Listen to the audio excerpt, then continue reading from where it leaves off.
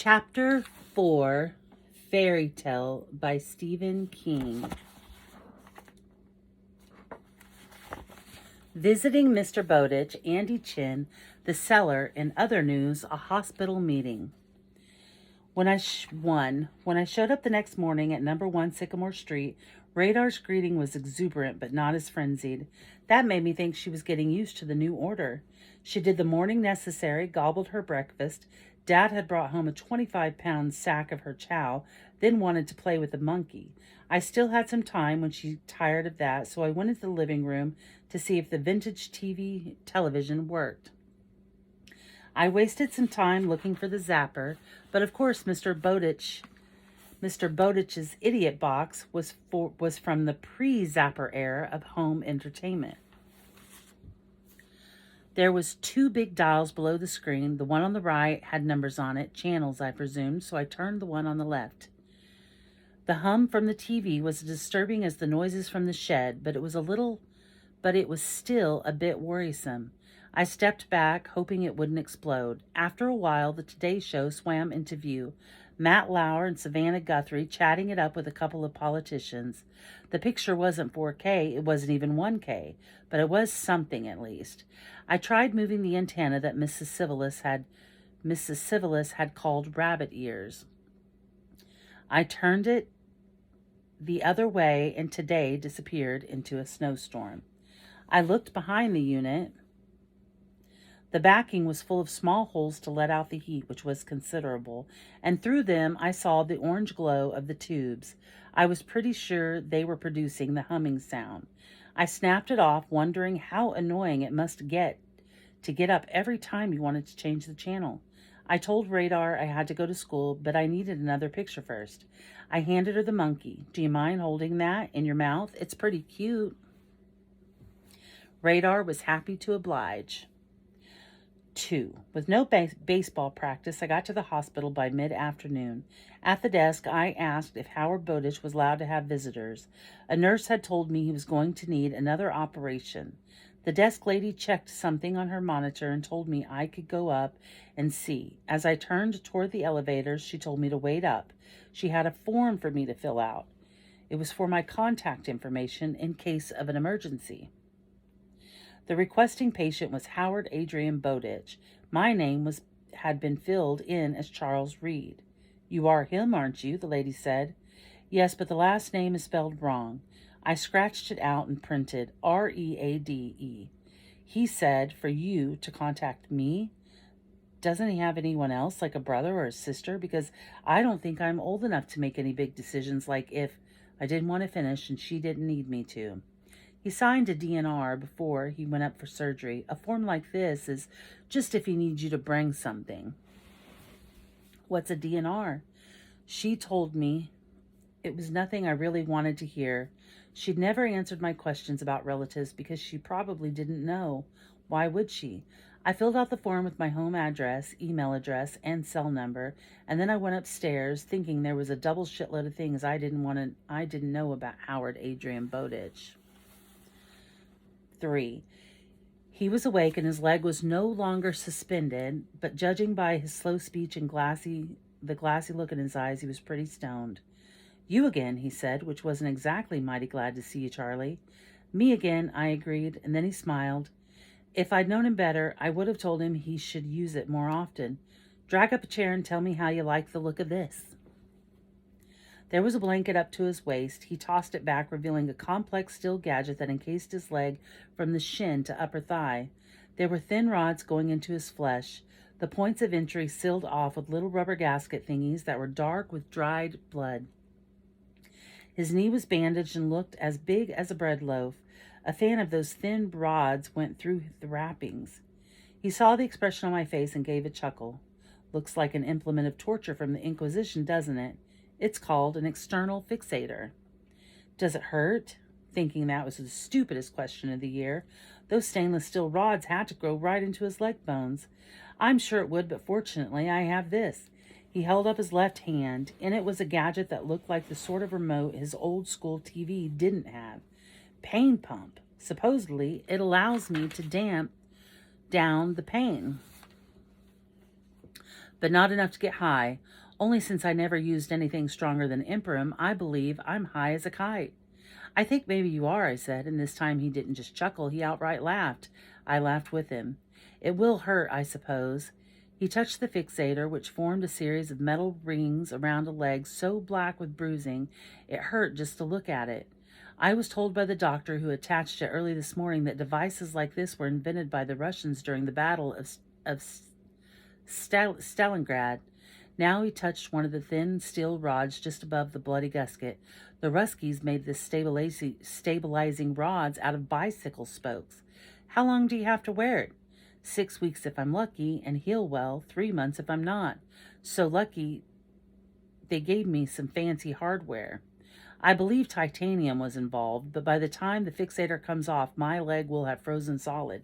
Physical therapy will supposedly unthaw it.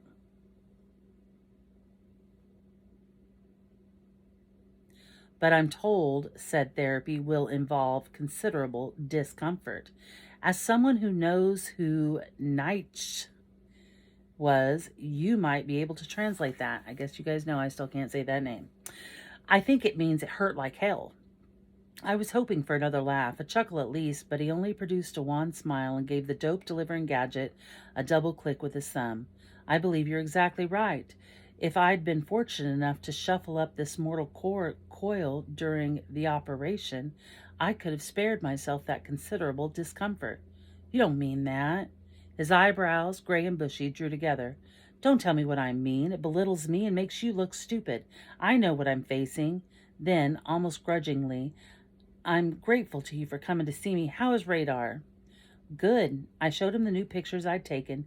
He lingered over the one of Radar sitting with her monkey in her mouth.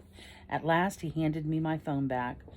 Would you like me to print one out for you, since you don't have a phone I can send it to? I would indeed like that. Thank you for feeding her and for showing her affection. I'm sure she appreciates it. I do too. I like her, Mr. Bowditch. Howard, right. I'd like to cut your grass too, if that's okay. Is there a mower in the shed? His eyes turned wary and he put the pain controller down on the bed. There's nothing in that shed. Of use, that is. Then why is it locked? Was a question I knew enough not to ask. Well, I'll bring ours up. We live just down the street. He sighed as if this was too much trouble for him to deal with. Given the day he'd been in, it probably was. Why would you do that? For pay? Are you looking for a job? No. Then why? I don't exactly want to talk about it. I bet there are things you don't want to talk about, am I right? The flour canister for one, the shed for another. He didn't chuckle, but his lips quirked. Too right. Is it the Chinese thing? Save a man's life and you're responsible for him thereafter? No. It was my father's life I was thinking about. Can we not go there? I'll cut your grass and maybe I'll fix the fence out front too if you want. He looked at me a long time and then with insight that startled me a little. If I say yes, will I be doing you a favor? I smiled. Actually, you would be. All right, fine, but a mower would take one chomp off that mess and die. There are a few tools in the cellar. Most of them are for shit, but there's a scythe that might cut it down to mowable size if you took the rust off and sharpened the blade. There might even be a whetstone on the workbench. Don't let Radar go down the stairs. They're steep and she might fall. Okay, what about the ladder? What should I do with that? It goes under the back porch. I wish I'd left it there. Then I wouldn't be here. Goddamn doctors with their goddamn bad news. Anything else? Well, a reporter from the Weekly Sun wants to write a story about me. Mr. Bowditch rolled his eyes. That rag? Are you going to do it? My dad wants me to. He said it might help with my college apps. It might at that, although hardly the New York crimes, is it? The guy asked about a picture of me with Radar. I said I'd ask you, but I figured you wouldn't want me to do that, which is okay with me. Hero dog, is that the angle he wants, or the one you want? I think she should get the credit, that's all. She can't exactly bark for it. Mr. Bowditch considered. All right, but I don't want him on the property. You stand with her on the walk. He can take his photo from the gate, outside the gate. He picked up the paying gadget and gave it a couple of pumps, and then grudgingly, almost fearfully, there's a leash hanging on a hook by the front door. Haven't used it in a long time. She might like a walk down the hill on the leash, mind. If she got hit by a car, I'd never forgive you. I said I understood that, and I sure did. Mr. Bowditch had no brothers, no sisters, no ex-wife, or one who'd passed on either. Radar was what he had. And not too far. Once upon a time she could walk 4 miles, but those days are gone. You'd better go. I think I'll sleep until they bring me a plate of the slop this place calls supper. Okay, good to see you. It actually was. I liked him. And I probably don't need to tell you why, but I will. I liked him because he loved Radar, and I already did too. I got up, thought about patting his hand, didn't, and headed for the door. Oh, Christ, there's another thing, he said, at least one that I can think of now. If I'm still here on Monday, and I will be, the groceries will come. Delivery from Kroger's? He gave me that "are you stupid" look again. Tiller and Sons. I knew about Tiller, but we didn't shop there because it was what they called a gourmet market, meaning expensive. I had vague memory of my mother getting me a birthday cake from there when I was 5 or 6. It had lemon frosting and cream between the layers. I thought it was the best cake in the world. The man usually comes in the morning. Can you call them and tell them to postpone the delivery until afternoon when you'll be there? They have the order. Okay. He put a hand on his forehead. I wasn't sure because I was in the doorway, but I thought he was shaking a little. And you'll have to pay. Can you do that? Sure. I'd have Dad give me a blank check and fill in the amount. Tell them to cancel the weekly order after this one until they hear from me. Keep track of your expenses. He ran his hand slowly down his face as if to smooth out the lines. A lost cause if there ever was one. God damn, I hate being dependent. Why did I ever get up on that ladder? I must have been taking stupid pills. You'll be fine, I said, but going down the hall to the elevators, I kept thinking of something he said when we were talking about the ladder. Goddamn doctors with their goddamn bad news. Probably he'd just been talking about how long it would take his goddamn leg to goddamn heal, and maybe having a goddamn physical therapist, probably a goddamn snoop in the bargain, in the house, but I wondered. 4. I called Bill Harriman and told him he could take a picture of me and Radar if he still wanted to. I told him Mr. Bowditch's condition, and Harriman said that was fine. Kind of a recluse, isn't he? I can't find anything about him in our files or in the Beacon. I wouldn't know. Does Saturday morning work for you? It did, and we agreed on 10 o'clock. I got on my bike and headed home, pedaling easy and thinking hard. First about Radar, leash hanging in the front hall deeper than I had yet penetrated the big old house. Now that I thought about it, there was no ID tag hanging on Radar's collar, which probably meant no dog license certifying her free of rabies or anything else. Had Radar ever been to the vet? I was guessing not. Mr. Bowditch had his groceries delivered, which struck me as a high-class way to get your beer and Skittles. The Tiller and Sons was certainly a high-class place where high-class people with a lot of folding greens shopped, which led me to wonder, as my father had, what Mr. Bowditch had done for a living before he retired. He had an elegant way of talking, almost like a professor, but I didn't think retired teachers could afford to shop in the market that boasted of having a step-down wine cellar. Old TV, no computer, I'd bet on that, and no cell phone, also no car. I knew his middle name, but not how old he was. When I got home, I called Tiller and fixed the grocery delivery for 3 o'clock on Monday.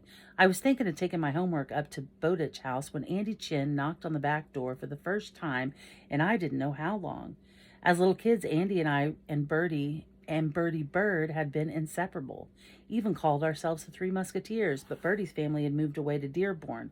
Probably a good thing for me, and Andy was a brain who was taking a bunch of AP courses, including physics, at the nearby branch of the University of Illinois. Of course, he was also a jock, excelling in 2 sports I didn't play. Tennis one, the other was basketball. Coached by Harkness, and I could guess why Andy was here. Coach says you should come back and play baseball, Andy said, after checking our fridge for any tasty bites. He settled on some leftover kung pao chicken. He says you're letting the team down. Uh-oh, pack your bags. We're going on a guilt trip, I said. I don't think so. He says you don't have to apologize. I wasn't planning on it. His brain is basically fried, Andy said. You know what he calls me? The Yellow Peril. As in, get out there, Yellow Peril, and guard that big bastard. You put up with that? I said, both curious and horrified. He thinks it's a compliment, which I find hilarious. Besides, 2 more seasons, and I'll be out of Hillview playing for Hofstra. Division 1, here I come. Full ride, baby. I will be the Yellow Peril no more. Did you really save that old guy's life? That's what I'm hearing at school. The dog saved him. I just called 911. It didn't rip your throat out? No, she's a sweetie and she's old. She wasn't old the day I saw her. That day she was out for blood. Is it creepy inside? Stuffed animals, Kit Kat clock that follows you with its eyes, chainsaw down cellar? Kids say he could be a serial killer. He's not a serial killer and the house isn't creepy. That was true. It was the shed that was creepy.